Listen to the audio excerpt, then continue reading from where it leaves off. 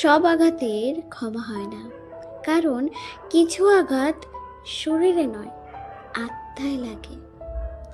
সেগুলো রক্ত ঝরায় না, কিন্তু বিশ্বাস ভেঙে দেয়। যাকে আপন ভেবে ভরসা করা হয়, তার দেওয়া কষ্ট সবচেয়ে গভীর হয়। সময় অনেক ক্ষত ঢেকে দেয়, কিন্তু কিছু স্মৃতি চুপচাপ বেঁচে থাকে, নীরবে যন্ত্রণা দেয়। ক্ষমার মহৎ গুণ, এতে কোনো সন্দেহ নেই, কিন্তু ক্ষমা মানে সব ভুলে যাওয়া নয়।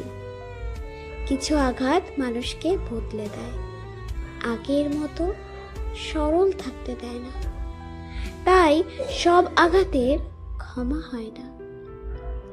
কিছু আঘাত মানুষকে শুধু নীরব হতে শেখায়, দূরে থাকতে শেখায়, আর নিজের ভেতরে নিজেকে আগলে রাখতে শেখায়।